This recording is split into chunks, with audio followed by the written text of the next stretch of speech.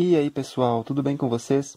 No vídeo de hoje estou trazendo aqui o fundo imobiliário BARRE11, fundo que investe em títulos e valores mobiliários, e ele também investe em outros fundos imobiliários. Ele tem uma partezinha lá da sua carteira que ele investe em outros fundos imobiliários. Então, se você gosta do conteúdo de investimentos, ações e fundos imobiliários, já se inscreve aqui no canal, deixa o seu like, ativa o sininho para não perder nenhum vídeo. Então, vou trazer aqui a análise, vamos analisar os números aqui do fundo. Eu trouxe também o relatório do mês de março, que é o último relatório completo que o fundo disponibilizou aqui no site Funds Explorer.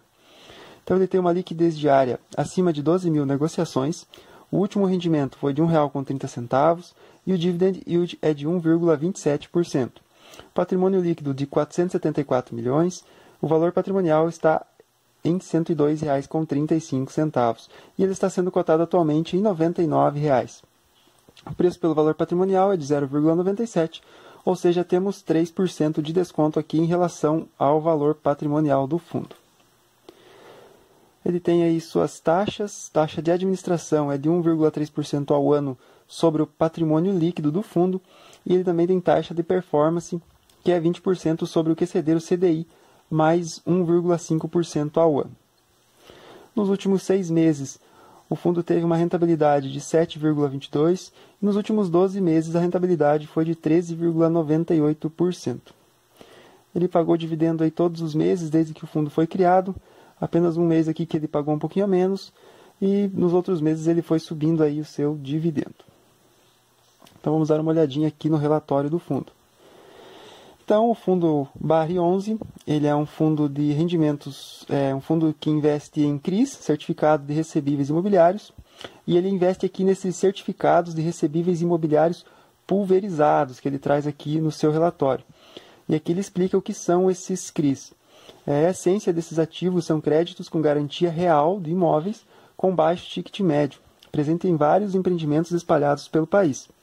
E em março, o fundo possuía 22 CRIs, sendo 10 de crédito pulverizado. Então, 22 dos CRIs que ele tinha, 10 eram de créditos pulverizado, nos quais constavam 1.151 créditos imobiliários com ticket médio de 225 mil por contrato e garantias totais de 1,8 vezes o valor dos empréstimos.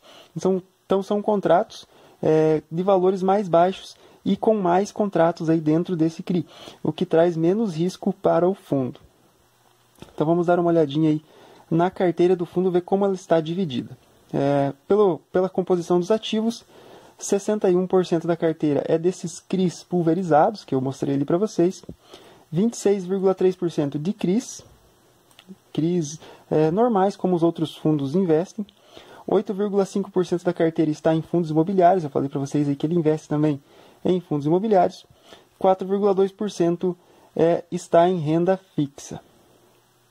E o caixa, então, com 0%. Os CRIs pulverizados, então, que eu falei antes, o que mais tem relevância dentro da carteira tem 14,6%, e o que menos tem relevância tem apenas 0,9%. Os ativos, então, os CRIs aí pelos indexadores, 29,45% são o IGPM mais alguma taxa, 55,21% são IPCA mais alguma taxa, 2,6% são o CDI mais alguma taxa, 4,22% da carteira é apenas o CDI e 8,5% vem aí daquela parte dos FIIs que o fundo tem na sua carteira. Mas uma coisa aqui que a gente tem que se atentar para quem investe ou para quem quer investir nesse fundo imobiliário é essa questão aqui que traz aqui no relatório, que são as cobranças e renegociações aí da carteira de crédito pulverizados, que são aqueles CRIs pulverizados lá que eu mostrei para vocês no começo. Então o fundo trouxe aqui que no mês de março apresentou 72 contratos em atraso com acima de 60 dias. Ou seja, ele tinha aí 72 contratos já atrasados em 60 dias. Então ele trouxe aqui um mecanismo de segurança que o fundo tem aí contra esses atrasos.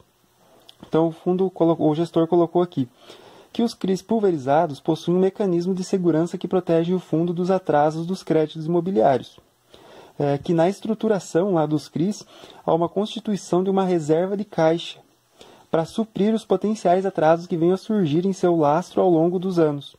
Isso não só permite aos clientes em atraso o tempo necessário para pagar aí a situação, né, regularizar, como também protege o fundo de um potencial default que ele venha sofrer aí nesse contrato. Mas mesmo assim, pessoal, a gente tem que ficar de olho, né, porque 72 contratos é bastante coisa, né? Se for ver aqui, nessa tabelinha aqui, nessa tabela aqui, a gente pode ver melhor.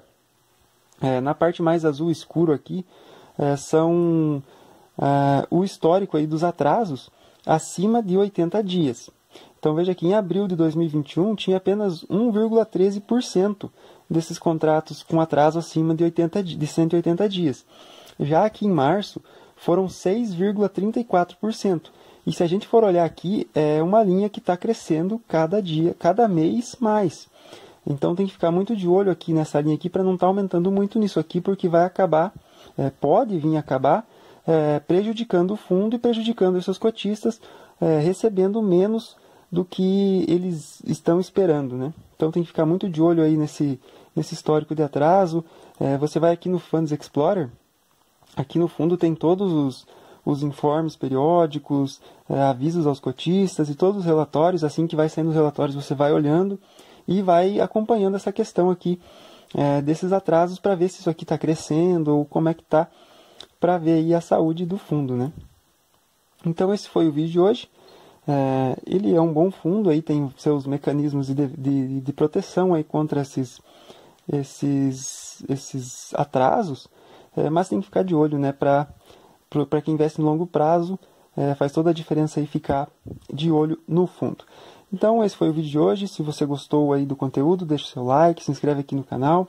Dúvidas e perguntas deixem aqui nos comentários. E até o próximo vídeo, pessoal. Valeu!